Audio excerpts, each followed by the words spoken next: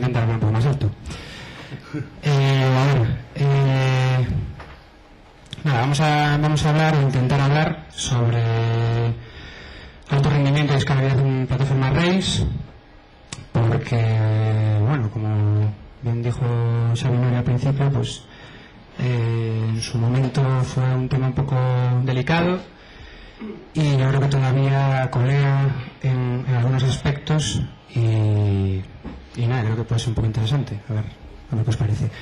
De entrada, queríamos centrarnos un poco en hablar de plataformas pues que requieren unas exigencias medio altas, ¿vale? No pequeñas instalaciones o pequeñas instancias para proyectos aún en desarrollo o comenzando. Entonces, realmente a todos nos interesa tener un alto rendimiento siempre y todos queremos escalar en estos casos. Entonces, realmente podemos conseguir esto en Rails. Bueno, hay proyectos por ahí que parece que sí se puede hacer y nosotros realmente pues creemos que podemos hacerlo, y la prueba es obvia. Si Obama ha podido, nosotros podemos escalar con Rails, claramente, sin ninguna duda. Es más, cuando hemos entrado nos han dado unas chapitas, dos colores, azul y rojo. Ahora se ve realmente por acá María. Vale, muy bien. Pues vamos a suponer que tenemos nuestra aplicación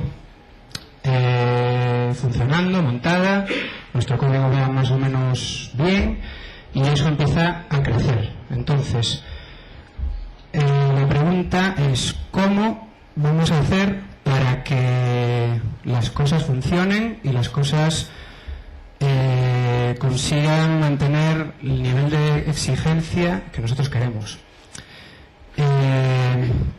De entrada, lo que nosotros pensamos que una vez que tenemos esta posición, lo fundamental, desde luego, creo y creemos que es una buena monitorización. Entonces, no descubrimos ninguna pólvora. A base de logs, gráficas y bueno, en el caso de los logs en concreto, ¿qué buenas prácticas podemos tener para ir recabando información y demás? Pues un repositorio común de logs, prácticamente parece una buena idea, y herramientas en concreto para ello podría ser el syslog-ng. Luego también generar informes, muy importante. El día a día nos interesa saber qué es lo que está pasando con nuestra aplicación, si han crecido las peticiones y bueno, todo ese tipo de detalles. También podemos tener algún ejemplo de eso con el Production Log Analyzer. Y luego, por supuesto, fundamental, controlar lo que serían las slow queries. Vale. Con respecto al análisis de gráficas, pues también hay varias herramientas, algunas de las que se suelen usar en general, pues puede ser Cacti, Mooning, ¿no? Y que son muy interesantes porque nos van a permitir identificar patrones de comportamiento en nuestras aplicaciones en función de lo que está pasando en el día a día y sobre todo el poder reconocer síntomas de que algo va mal y que tenemos que corregir y actuar sobre ello. Entonces, ¿para qué lo queremos? Pues para que no nos pase eso, para que no nos esté pasando nada grave y serio y realmente nosotros pues estemos pensando que todo nuestro código funciona muy bien, que nuestra aplicación va rápida porque realmente entramos poco a visitarla, porque a lo mejor es para un cliente o es para lo que sea, y bueno, nos encontramos con este tipo de situaciones. Vale, entonces, vamos a hablar un poquito de cómo se pueden reconocer síntomas de que las cosas no van bien en una aplicación. Y, bueno, lo va a explicar Luis, que es más su terreno, en la parte de administración. Vale. Bueno, como decía Dani, realmente una de las cosas más importantes para poder detectar problemas en la plataforma pues son las gráficas, porque pues no siempre con mails de notificaciones de posibles errores en la aplicación o cosas de ese estilo, o incluso informes, podemos averiguar pues ciertas cosas, sobre todo relacionadas con el rendimiento en sí de la aplicación. Pues lo típico, pues que te llama un cliente y te dice pues que tarda en cargar una web, o que no está cargando en un momento dado, ese tipo de cosas. Entonces, para estas cosas nos vienen muy bien las gráficas. Hay que saber analizar correctamente las gráficas, porque por ejemplo en este caso busqué unas gráficas por ahí por internet. Una sola gráfica, por ejemplo en este caso la carga, no nos va a decir absolutamente nada. Es decir, podemos ver en esta gráfica que tenemos pues en los meses de julio y mitad de agosto quizás tenemos una carga muchísimo más alta de lo que debería. Estamos hablando de entre 10 y 15 de carga. Pero esto, por supuesto, no nos dice nada. Es decir, esto puede ser debido a multitud de cosas que estén ocurriendo en la plataforma. Entonces, este tipo de gráficas siempre hay que compararlas pues con otras. Pues ya sea una gráfica de conexiones, comparándolo también con informes, pues tanto de peticiones como de slow queries, ese tipo de cosas, para poder llegar a una conclusión.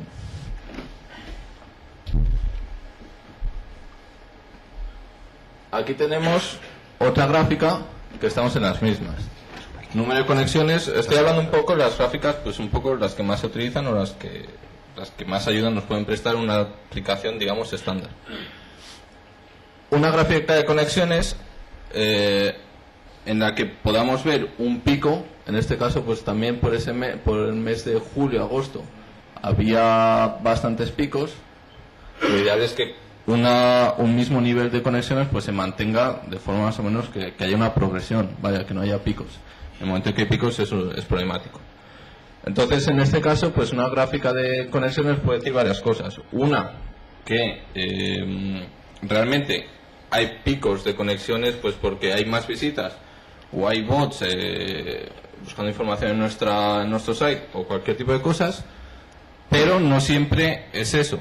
Es decir, para llegar a esa conclusión, a cualquiera de esas conclusiones, habría que comparar esto pues con un informe de consultas o estadísticas pues tipo AW Stats, Webalizer o Google Analytics o este tipo de herramientas.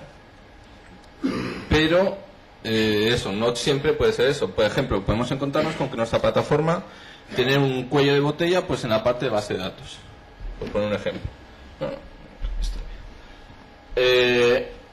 en una situación así nos vamos a encontrar también un número elevado de conexiones, aunque no sea pues la base de datos. Si es, por ejemplo, si esta gráfica pertenece a un servidor web, nos vamos a encontrar con que el número de conexiones activas aumenta porque hay un cuello de botella en la base de datos y la base de datos está tardando demasiado en devolver las respuestas a los clientes. Por lo tanto, las conexiones en los webs permanecen establecidas y aumentan. ¿Vale? Entonces no siempre tenemos que irnos por el camino más fácil, que quizás sea el de, pues sí, que has subido las peticiones, pues porque yo qué sé, pues porque esa site ha aparecido publicada en un site muy conocido o porque hay un bot o lo que sea. Hay veces que hay que indagar un poquillo más y comparar esto con otras gráficas o con otra serie de informes.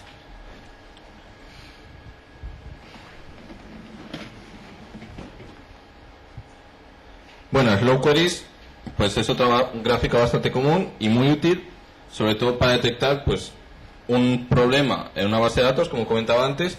Por supuesto es fundamental. Es decir, en este caso pues se ve clarísimamente que en este site había un número de slow queries totalmente desproporcionado y que posiblemente estaría ocasionando un problema grande de rendimiento en la plataforma. Esas slow queries posiblemente tenían que ver también con un número alto de conexiones activas y probablemente con carga también tanto en la base de datos como quizás en los servidores de aplicación, porque habría muchas peticiones encoladas. Depende también de la potencia que tengan los servidores de aplicación y la cantidad que haya. En este caso, pues imagino pues que se resolvería pues o con índices o algo así, ¿vale?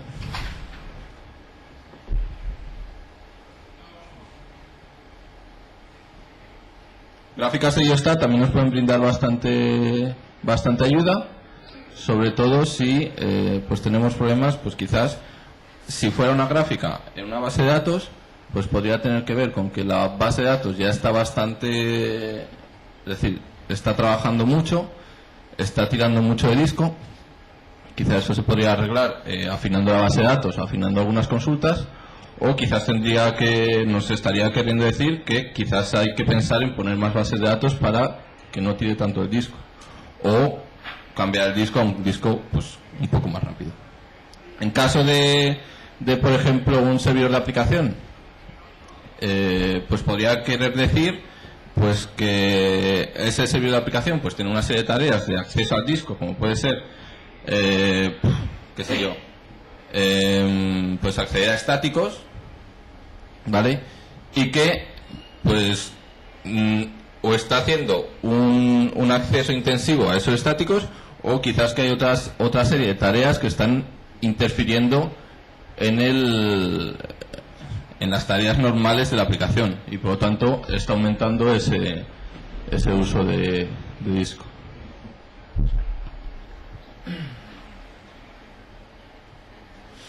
Bueno, en CPU estamos más o menos en las mismas. Unas de las cosas que más llaman la atención en una gráfica de CPU, al menos en sites como los que solemos hacer nosotros, por ejemplo, es que la CPU, esto sería, por ejemplo, comparando con alguno de nuestros sites, pues sería un servidor de aplicación, ¿vale? Entonces vemos que no hay un uso intensivo de la CPU, que por supuesto va a depender de algunas acciones pues quizás de la aplicación, como puede ser pues tratamiento de imágenes o parseo de feeds, que eso sí que consume bastante CPU, pero por lo general no se usa demasiado. Algo que también llama mucho la atención es el IO Wait, ¿vale?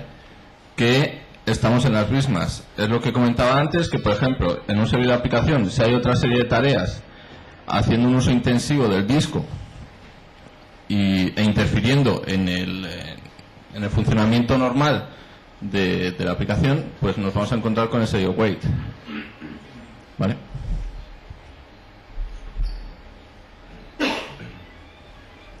Bueno, y swap, finalmente una gráfica de swap es bastante común encontrársela cuando tenemos algún problema en la aplicación, sobre todo si una máquina pues ya de por sí anda bastante justa de memoria. Pues en el momento en que esa máquina tiene algún tipo de problema, por ejemplo los mongols están muy saturados por alguna razón, por un mal funcionamiento de la aplicación y están consumiendo demasiada memoria, pues nos podemos encontrar con cosas como estas. Pero es una gráfica que que se puede ver en muchas situaciones diferentes. Entonces, creo que está la última, ¿no?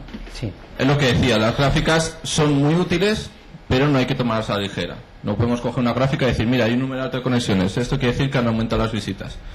Pues con eso no vas a ir a ningún lado, porque la semana siguiente vas a tener el mismo número de conexiones y posiblemente va a empeorar hasta que no encuentres el problema. Siempre hay que comparar las gráficas con otras o con otros informes para encontrar una solución. Vale, después de esto que está comentando Luis, de cómo podemos identificar que algo va mal realmente a través de las gráficas, lo que queremos hacer un poco es contar, tampoco como no tenemos mucho tiempo, no podemos entrar en mucho detalle en cada una de las partes, pero sí queríamos dividir un poco y atacar con algunas ideas algunas de las capas de las que se nutren nuestras aplicaciones, pues sea la capa web, la capa de aplicación, la capa de datos, y luego pues un par de cosas en las que nos centramos más en detalles y ideas un poco rápidas de cómo hacer ciertas cosas más genéricas o más atacando a lo mejor un poco a partes de código, pero sin entrar mucho en detalle. Entonces, en lo que sería la capa web, bueno, esto puedes contarlo tú casi también, ¿no? Sí. Vale, estamos viendo todo esto desde el punto de vista de 3 capas, que es algo con lo que nosotros solemos trabajar. Obviamente se pueden juntar, como se ha comentado en alguna otra charla hoy, se pueden juntar pues capas, por ejemplo una capa de aplicación, una capa web, se puede juntar con, pues quizás con Mod Passenger, pues este tipo de cosas, ¿vale? Pero nosotros pues estamos acostumbrados a utilizar pues 3 capas bastante diferenciadas.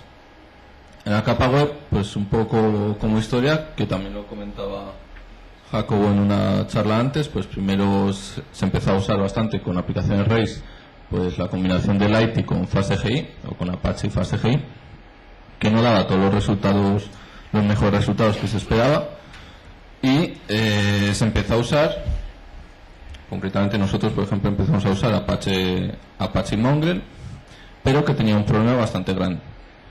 Los Apache y los Mongrel tenían el problema que el balanceo de los Apaches, o sea el balanceo de las conexiones que realiza Apache para enviar las peticiones a los Mongrel, no era inteligente, lo realizaba por round robin.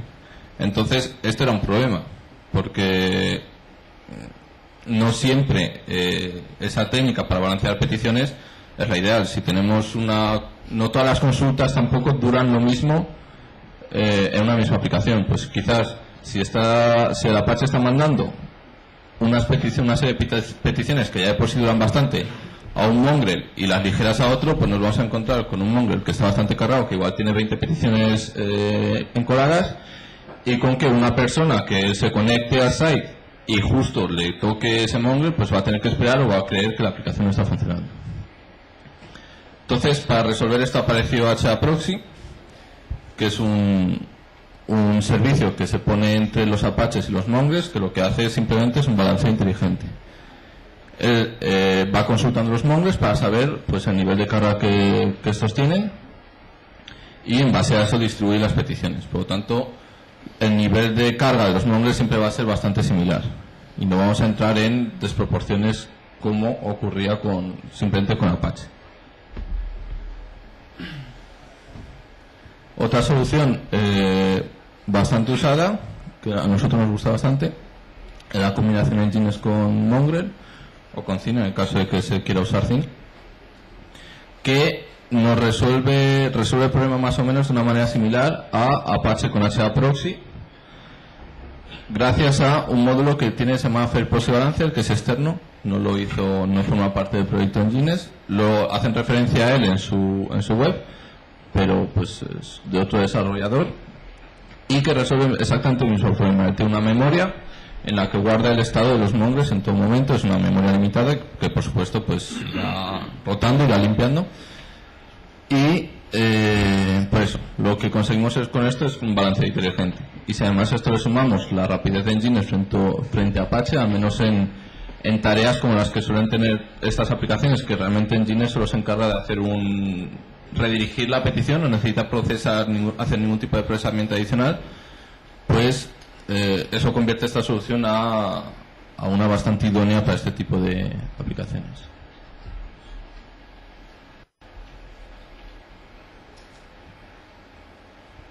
Bueno, en cuanto a la capa web, en cuanto a lo que es el tema de escalabilidad o alto rendimiento, tenemos varias soluciones.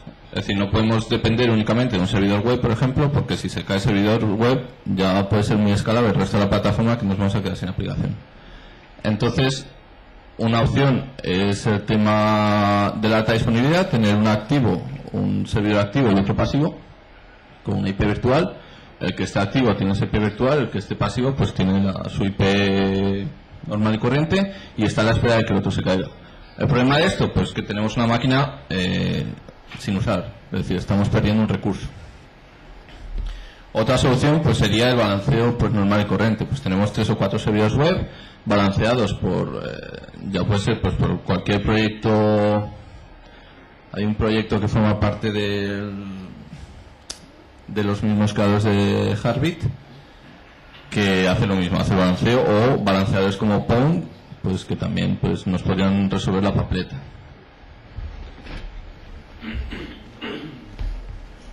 El problema de esto, los servidores web, dándole la función que le solemos dar nosotros, que es simplemente redirigir peticiones, pues con lo que nos encontramos es que estamos desaprovechando las máquinas. Al menos en las máquinas pues que tenemos hoy en día, que son máquinas bastante potentes, vemos pues que es que no necesitan ni de cerca, pues igual no necesita más que un 10% de los recursos que ofrece esa máquina. Entonces, soluciones para hacer esto, pues o juntar varios dominios en un mismo servidor web, o quizás utilizar instancias virtuales para la parte de la capa web, que es una solución bastante interesante porque además de brindarnos esa posibilidad de aprovechar mejor los recursos de la máquina, pues nos ofrece la posibilidad de, digamos, una mayor capacidad de reacción ante un problema en ese servidor. Si tenemos una instancia virtual, si tenemos un host virtual, pues Zen, VMware, lo que sea, que está arrancando una instancia virtual y ese host se rompe, pues el hardware de esa máquina se rompe, es muy rápido coger otro host de Zen que cargue esa misma instancia virtual. Entonces la respuesta es prácticamente instantánea. Algo muy importante en la capa web, sobre todo por el tema de rendimiento, es la configuración apropiada del servidor web a la hora de servir estáticos. Por ejemplo, nosotros tenemos muchas aplicaciones pues de comunidades de blogs y ese tipo de cosas que tienen un mogollón de estáticos. Pues la gente sube imágenes, la gente sube pues todo tipo de cosas. O no solo los estáticos de la gente, sino pues hojas de estilo, estáticos propios de las propias plantillas, etcétera.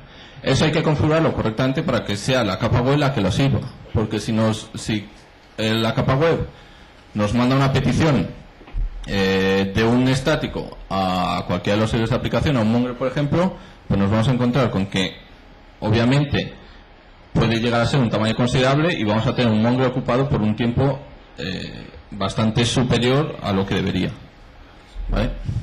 Una buena forma de controlar esto, por ejemplo, es con un plugin que se llama Proctitle, Mongo Proctitle, que lo que nos dice es precisamente qué petición está procesando cada Mongo. Y ahí podríamos ver si realmente un Mongo está procesando pues una consulta dinámica o, por ejemplo, un estático.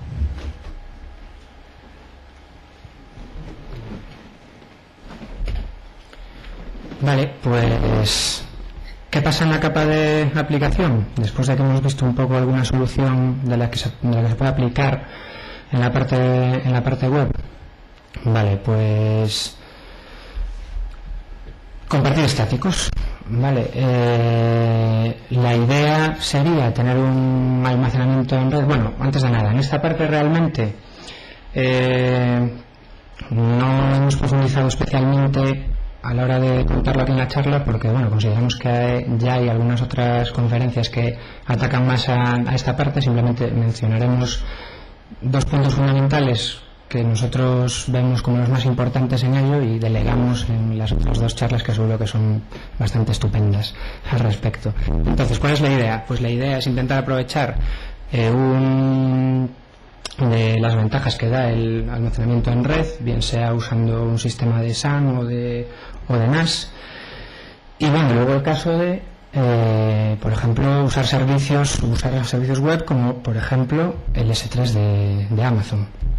Y además de todo esto, fundamental en cualquier caso siempre usar caché, y mucha caché, o la que se pueda, eso sí, bien usada realmente. Dicho esto, pasamos directamente a la capa de datos, porque también creemos que es un poco donde suele estar el cuello de botella casi siempre en este tipo de plataformas. Cómo poder gestionar de forma un poco más inteligente los recursos que tenemos en la base de datos y eliminar ese cuello de botella. Entonces, ¿cuál es la idea? la idea es usar siempre, en la medida de lo posible, en este tipo de instalaciones, máquinas dedicadas específicamente a ejecutar la labor de almacenaje de datos, usar esquemas maestro-esclavo. Y personalmente, desde nuestro punto de vista, importante también el hecho de hacer uso de tablas en InnoDB, ¿no? En este caso.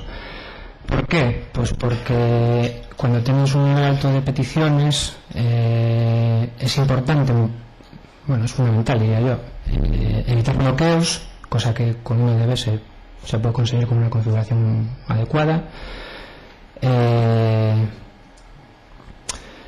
Y luego, para el tema de búsquedas, también te permite eliminar todo lo que son las fuentes keys y emplear las ventajas del indexado con Sphinx. Y bueno, por supuesto, fundamental, como siempre, es el ajuste de los parámetros de configuración para el caso concreto de estar usando InnoDB.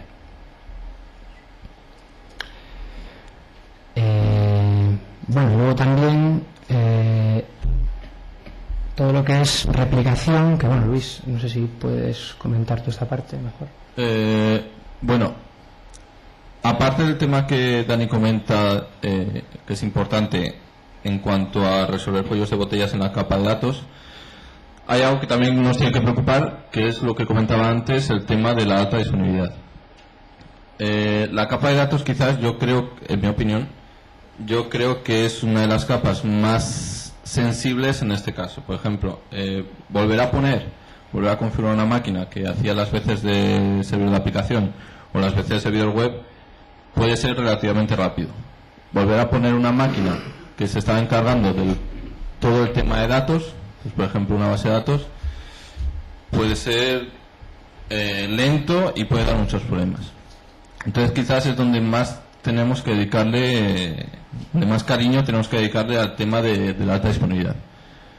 Las soluciones que hay, pues tenemos la típica replicación MySQL, solo que no es suficiente.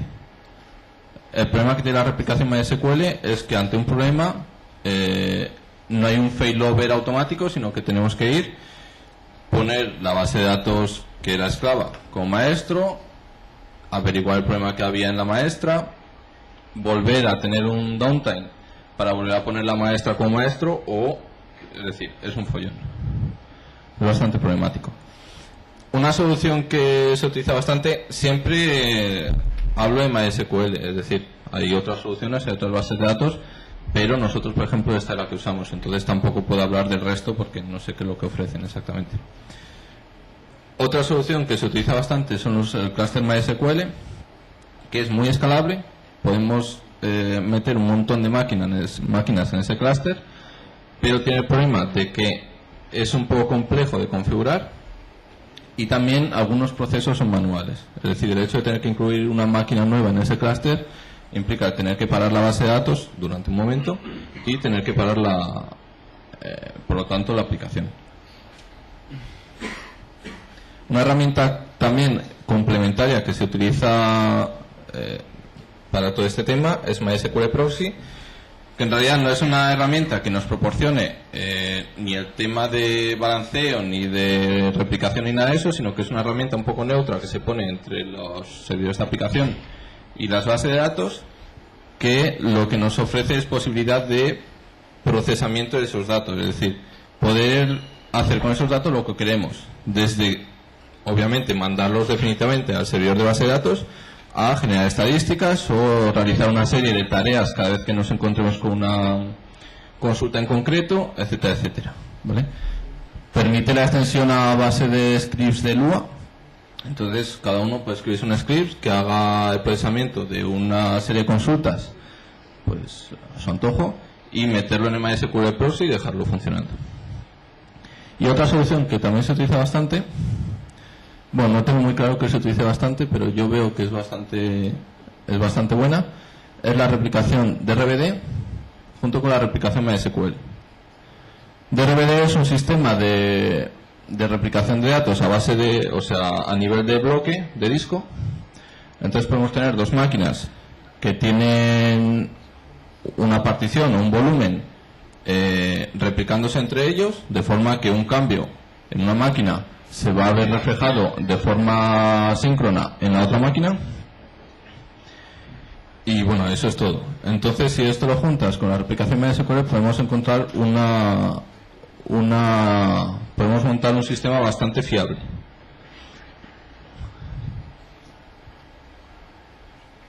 Que sería algo parecido a esto.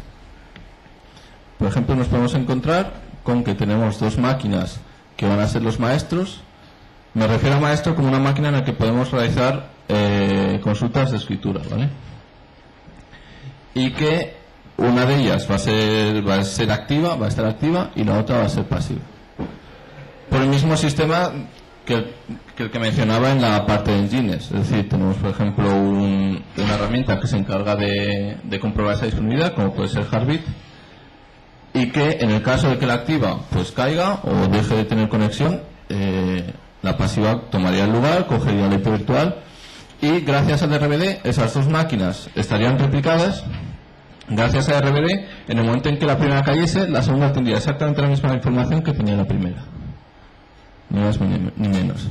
Entonces, esa primera parte de arriba lo que nos brinda es la parte de alta disponibilidad.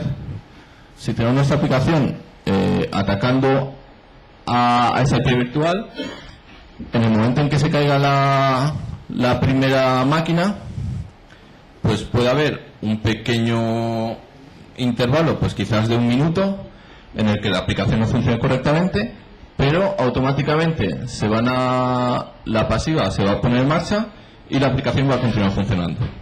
No requiere, por lo tanto, de una intervención inmediata de un administrador de sistemas o del encargado de esas máquinas, por lo que nos daría tiempo para dedicarnos tranquilamente a buscar ese problema y a restablecer la otra máquina. Eso es la parte de alta disponibilidad, pero obviamente tenemos que tener la parte de alto rendimiento. Con una sola máquina no podemos hacer nada. Es decir, si tenemos una aplicación que tiene muchas consultas de lectura y que crece, no es suficiente con una máquina. Para eso tendríamos la replicación típica de MySQL, que sería una serie de bases de datos MySQL, que serían los esclavos y que replicarían a partir de la IP virtual. ¿Vale? Entonces, lo mismo, si la máquina maestra se cae y la otra se pone en marcha, las otras no se van a dar cuenta, sino que van a seguir replicando, y cuando entren peticiones de escritura en aquella máquina maestra, pues las máquinas esclavas van a continuar replicando esa información como si nada.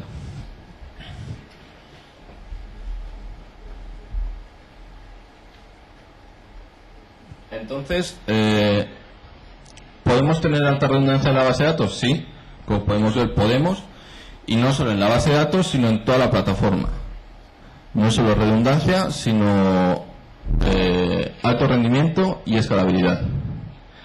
Entonces, con este esquema lo que intentamos decir es, primero, confirmar que sí se puede escalar a nivel de infraestructura y que cubre todas las partes, no hay ninguna parte que se queda coja. Por ejemplo, en la parte de los engines o de cualquier otro servidor web, como he comentado, se pueden poner balanceos. Incluir una máquina en esa capa no necesitaría que parásemos la aplicación. Simplemente le indicaríamos al balanceador que haya por encima que hay un nuevo servidor web que puede utilizarse, y no haría falta para la aplicación. En la capa de app lo mismo. Si queremos meter otro servidor de aplicación, pues porque no tenemos suficiente, se introduce y no habría más que decir a los servidores web que hay un nuevo servidor de aplicación en marcha y que lo utilice. No haría falta para la aplicación. En el caso de la base de datos, estamos en lo mismo. Si queremos meter un nuevo servidor esclavo para recibir las consultas de lectura de la aplicación, lo meteríamos. Lo configuraríamos como esclavo, que replicase la IP virtual y se acabó. No haría falta para la aplicación. Haría falta, eso sí, reiniciar por ejemplo, en este caso, los MySQL proxies, que los estamos utilizando ahí, e indicarles que hay una nueva base de datos esclava a la que puede balancear las peticiones de lectura. Y eso sería pues inmediato, pues sería configurarlo y reiniciarlo. Entonces, la conclusión es, podemos escalar a nivel de, digamos, de infraestructura sin sacrificios como tener que parar la aplicación durante 1 hora o 2 porque necesita una serie de ajustes para que todo funcione correctamente. El problema de este esquema es el tema de una aplicación que pueda requerir muchas consultas de escritura. En ese caso sí que estaría coja, por ejemplo, en la capa de base de datos, porque solo tendríamos un servidor que recibiese las consultas de escritura. Entonces, si la aplicación crece demasiado en ese sentido, o la cantidad de consultas de escritura son mayores que las de lectura, que no es lo común, pero que puede ocurrir, en nuestro caso no ocurre así, pues este esquema no serviría, al menos el de la parte de base de datos.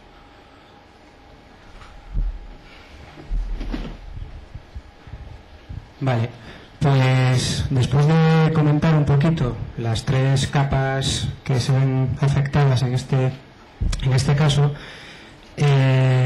vamos a ver un pelín, pero algo menos teórico, digamos, y poniendo un ejemplo práctico de lo que sería la parte de infraestructura de todo, o sea, en lo que es la representación de estas capas, ¿vale? Entonces, 2 puntos fundamentales, que es el uso de Memcached y explotar en la medida de lo posible el tema de la virtualización, que es de bastante gran ayuda, bueno, lo comentó Luis, para sobre todo aprovechar los recursos de las máquinas que estamos dedicando. Para esto de Pedro que se levante y nos cuente un poco desde su perspectiva y lo que se hace, lo que está haciendo directamente en la coctelera. Bueno, pues, para quien no conozca Memcached, es un sistema de almacenamiento de objetos distribuido, muy ligero y bastante potente. Básicamente, a lo largo de las distintas versiones de Rails, se ha ido metiendo o introduciendo el uso de Memcached en distintas partes. Al principio eran sesiones como alternativa a tener las sesiones en base de datos. También, gracias a la caché de Rails, se empezó a usar Memcached para guardar fragmentos o páginas enteras. También consultas lentas se pueden guardar en Memcached y volver a recuperarlas luego. Y bueno, y también una cosa que salió hace unos meses, un plugin de Nginx que hablaba directamente con Memcached y consultaba las páginas cacheadas en memoria sin pasar por la aplicación. Entonces es un poco más rápido que acceso a disco en algunos casos y nada, muy bien. También pasa ya. Hace poco hicimos un plugin de Memcached que era como un sustituto a la caché de queries que mete Rails, que esa caché de queries simplemente lo que hace es para cada request va almacenando en memoria los resultados de las consultas que se realizan. Lo que pasa es que en cuanto cambia la request, esa memoria se pierde. Entonces lo que se hace es, de forma transparente, se guarda eso en Memcached con una clave que se expira una vez hay una petición que modifica la tabla. O sea, cualquier select se consultaría en memoria y cualquier otra consulta borraría esa memoria y se volvería a generar. Con lo cual es transparente y tenemos como un sistema de base de datos en memoria. Rápido. Y esto en cuanto a Memcached. Virtualización. Lo cuento ya todo.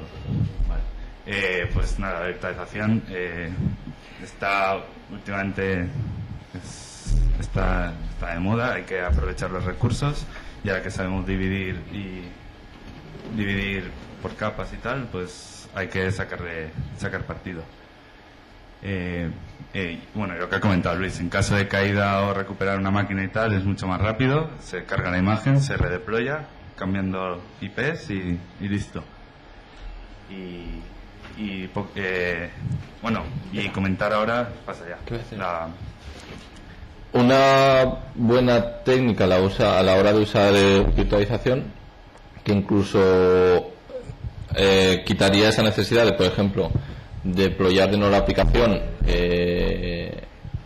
y configurar las IPs y todo eso, sería utilizar, por ejemplo, un almacenamiento en red, como comentábamos antes, una SAN, por ejemplo, que almacenase estas imágenes o estas particiones, que es lo que se está arrancando.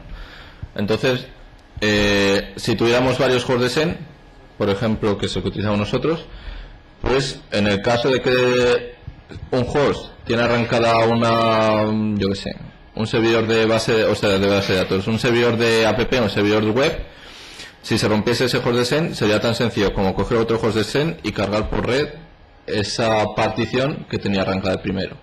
Entonces, el cambio duraría pues apenas los minutos que tardase en arrancar. No haría falta ni deployar de nuevo, porque la información estaría todo en el almacenamiento por red. ¿Vale? Nosotros, también hemos empezado a utilizar servicios de Amazon.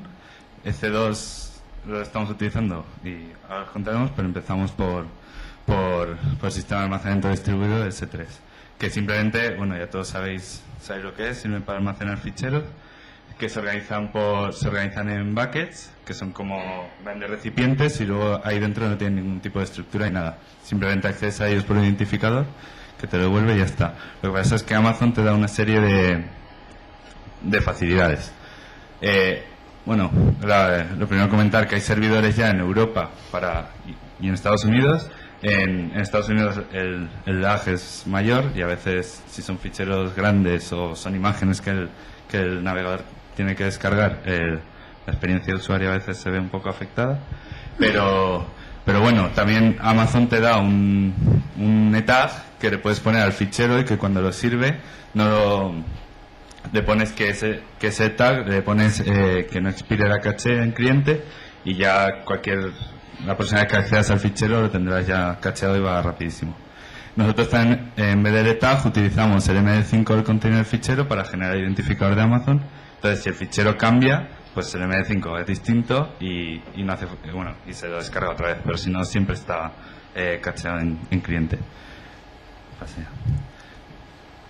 De C2, también hay una charla de C2 que seguro que comenta más cosas, será más amplia. Solo comentar pues que lo utilizamos para procesamiento de imágenes que subimos con MERP, y tenéis gemas para acceder al web service, muy cómodo en Ruby.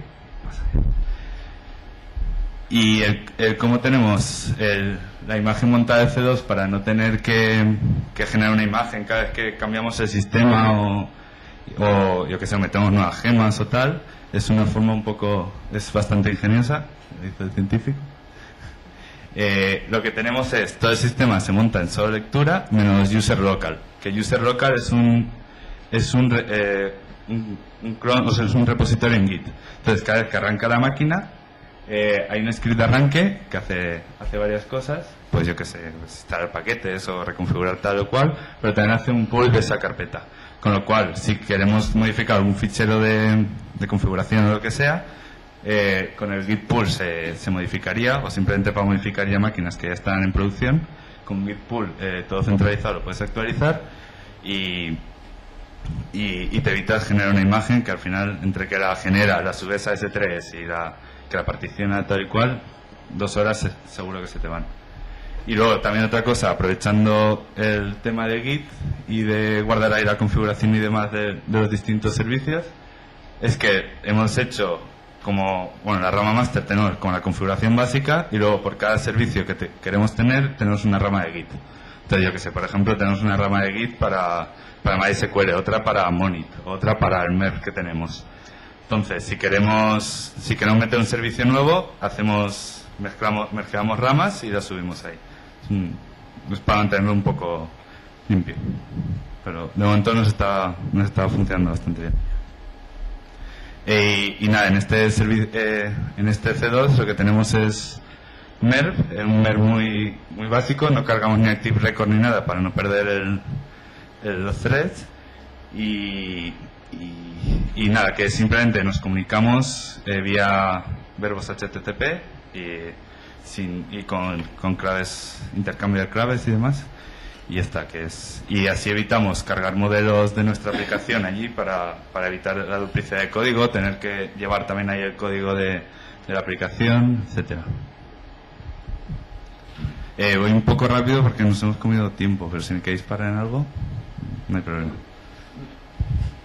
Lo que has dicho de las configuraciones de MySQL y demás que las tenéis en Git, sí. no te he entendido lo que querías decir. Vale, sí, ahí me he pasado de rápido.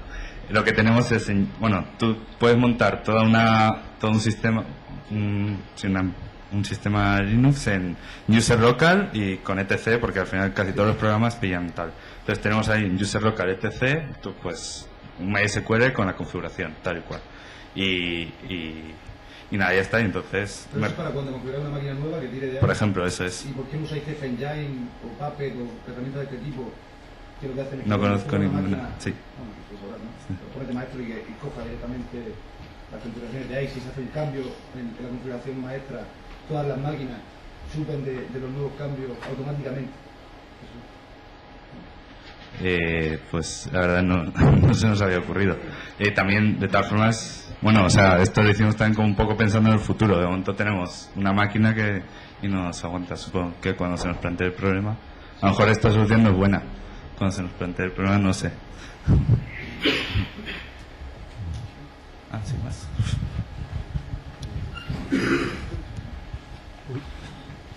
Hola. Son dos cosas. Primero hacemos algo muy parecido, pero cogiendo los datos de S3 en vez de Git, por evitar problemas si está caído, por ejemplo, el mismo servidor de Git, te queda ahí. Debería comentar también el tema de Puppet, que investigamos muchos sistemas de ese tipo, pero todos tienen ese mismo problema, de si no necesitas. Todos los que llevan ese programa son bastante complejos y tienen un lenguaje propio, propio en Ruby, que es muy parecido, pero con toda esa complejidad muchas veces puede evitar enfocar en lo importante, que es arrancar y cargar los cambios. Eso es una de las formas de romper las convenciones. Como esta máquina realmente puede ver un día y otro no, y a empezar otro. Yo creo que la fase más importante es poder empezar a arrancar la máquina, y con tanta dependencia de sistemas de tipo, hay también la posibilidad que no están disponibles. Sí. Es un punto de fallo. ¿Has pensado en utilizar S3 en vez de Git como fuente de...? No lo habíamos pensado, pero la verdad es que ya que es interno, es una buena idea, la verdad. Y va muy rápido encima, por eso. Claro, va muchísimo más rápido.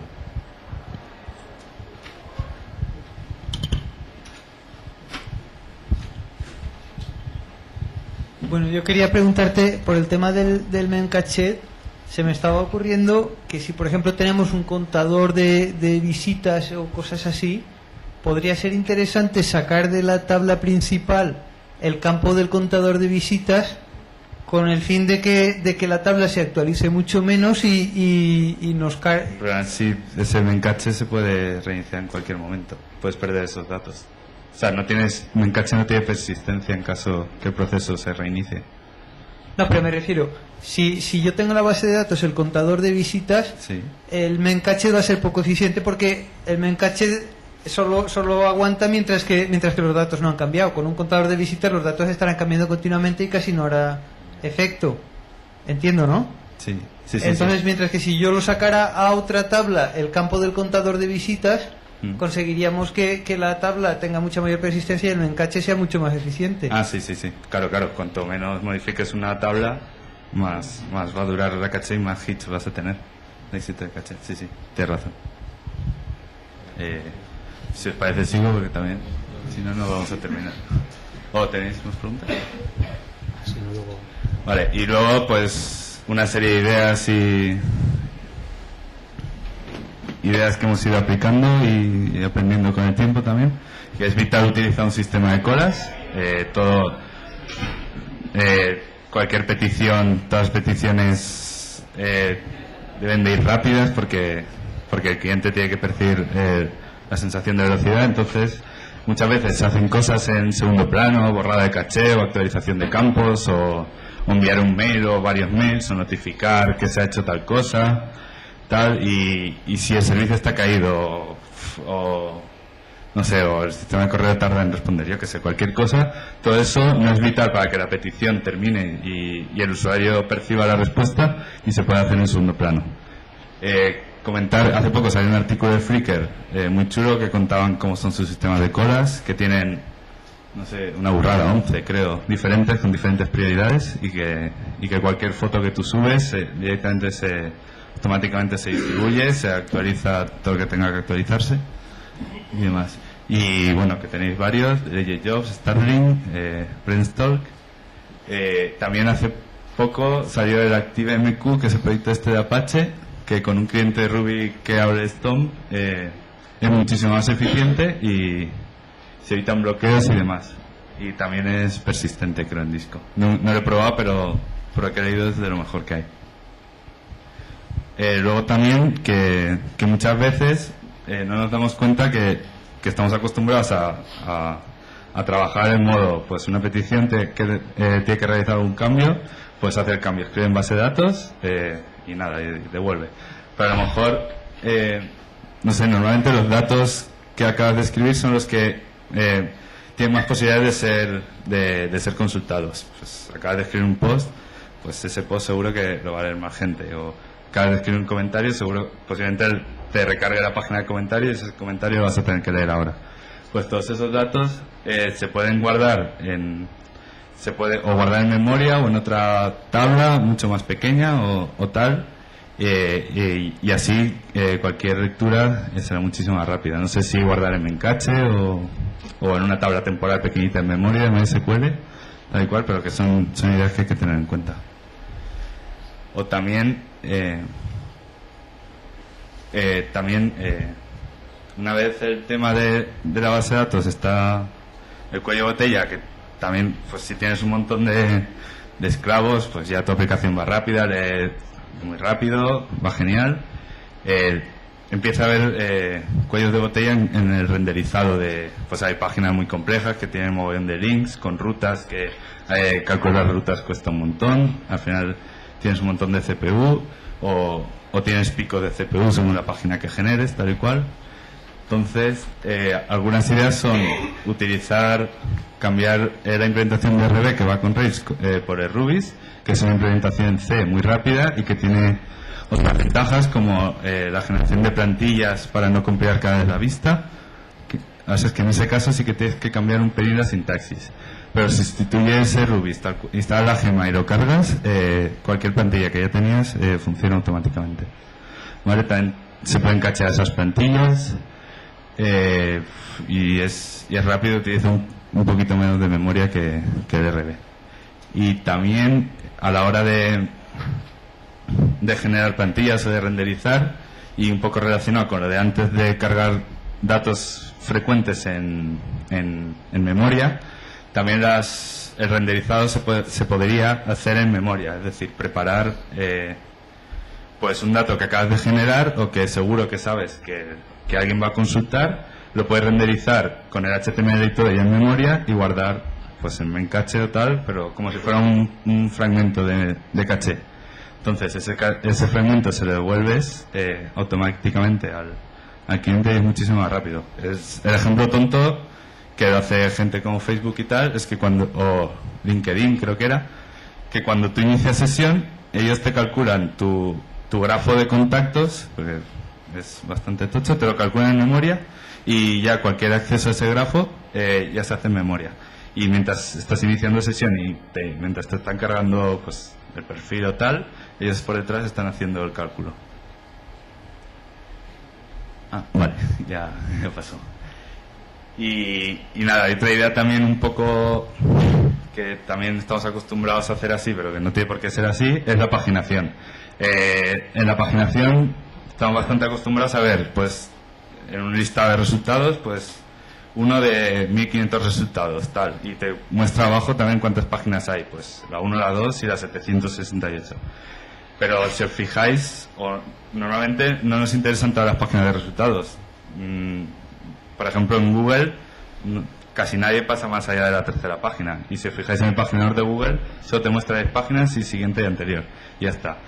Con lo cual se están ahorrando mogollón de counts, de saber cuántos resultados hay, o sea, consultas de count y demás, y que también es información que no es útil.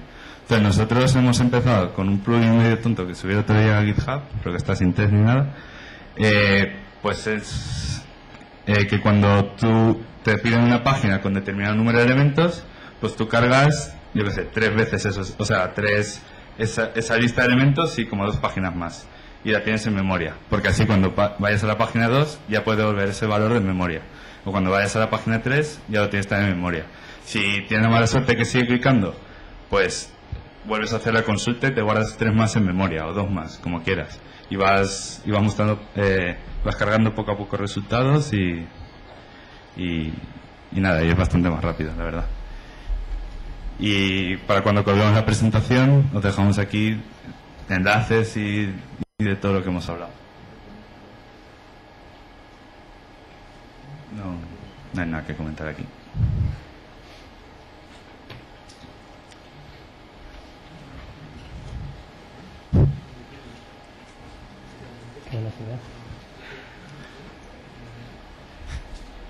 Ya, ¿no? Pues eso es todo, muchas gracias.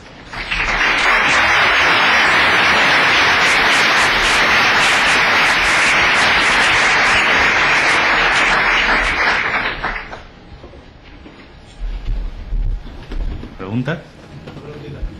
¿El nombre del plugin? ¿Qué plugin? El último que he dicho. No lo he visto tampoco ahí los enlaces. Sí, lo he llamado la coctelera Pagination, pero no sé, sí, está así, está en GitHub así, pero bueno, o sea, no está sin test ni nada. Yo supongo, lo he pillado el código de producción, he refactorizado un poco, espero haber refactorizado bien. Ahora cuando lo ajuste un poco ya...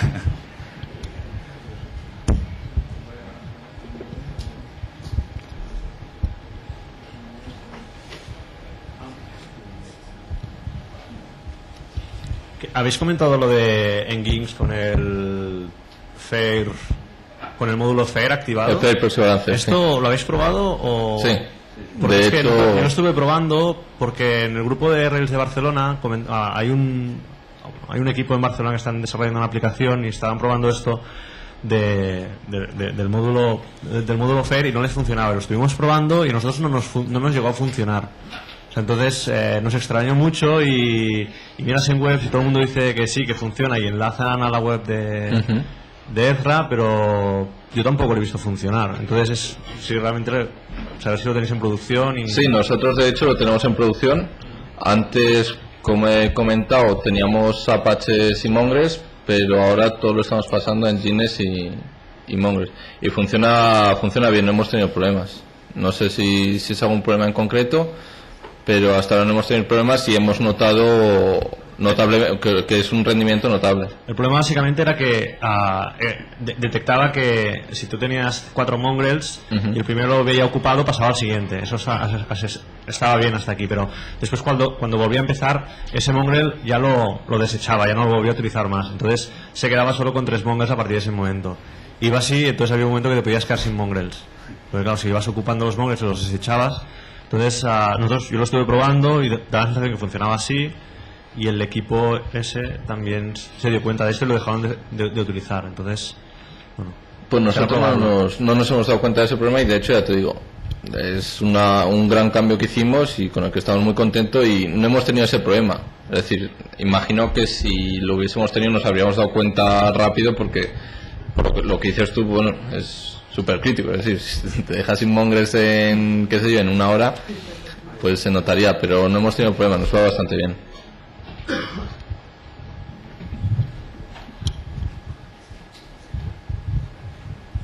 Hola, esto es más que una pregunta, es una cosa rara. Ayer Luis y Daniel me pidieron que si podía montar una Lightning Talk para hablar de un plugin que hemos escrito recientemente en The Cocktail y que estamos aplicando y el resultado, bueno, pues parece que está siendo bastante bueno. Bueno, pues realmente la charla que damos mañana Raymond y yo no la hemos tenido que preparar, nos conocemos el domingo y la hemos preparado en estos días y no he podido preparar nada, pero la idea es muy básica y aunque lo podía hacer con un Lightning Talk, de aquella manera creo que a la audiencia interesada sobre todo en el tema, pues creo que está aquí. El asunto es que es muy sencillo mejorar el rendimiento simplemente evitando que la misma petición, las mismas peticiones o la misma petición hecha por 40 personas a la vez compitan entre ellas para calcular lo mismo. Entonces es muy fácil coger la caché de acción de Rails y en una aspiración basada en versión, que no sé si sabéis un poco la técnica en que consiste, que es la caché se puede expirar explícitamente diciendo expírame este fragmento, expírame esta página. Puedes también expirar la caché con otra técnica que es la página tiene una versión que la voy a rescatar de alguna forma muy eficiente, posiblemente de una tabla con un índice, una tabla que me va a devolver la versión de esa página de una forma rápida. Entonces tengo esta versión, si pongamos la home, la tenemos expirada y me la pide alguien, le marco esa home como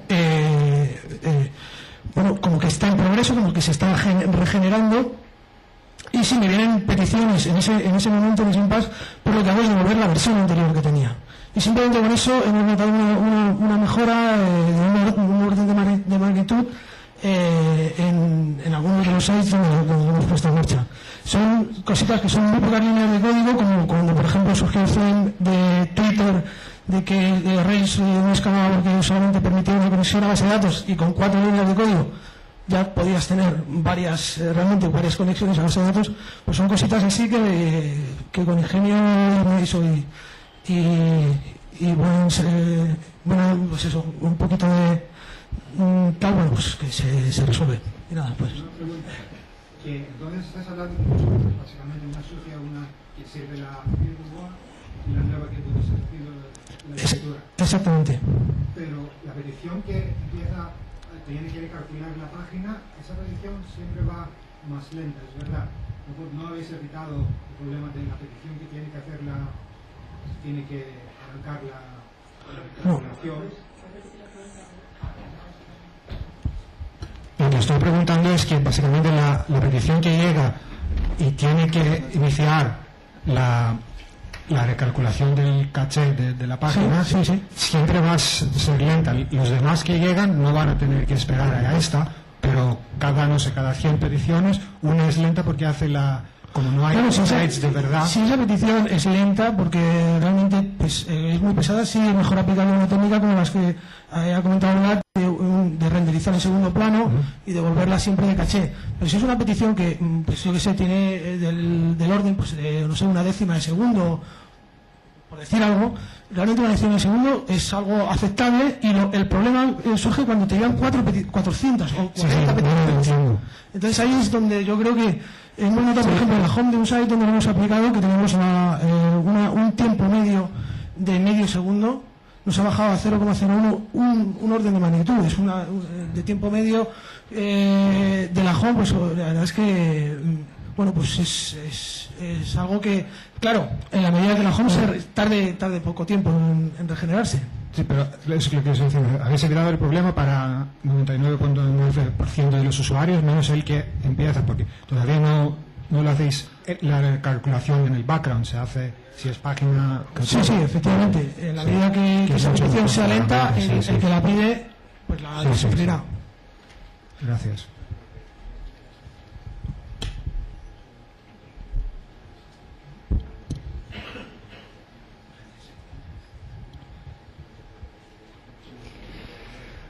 Bueno, pues si nadie tiene ninguna otra pregunta, muchas gracias otra vez, y nada, realmente hemos intentado lanzar un montón de ideas, a lo mejor un poco condensadas de más, y espero que al menos a algunos les haya servido.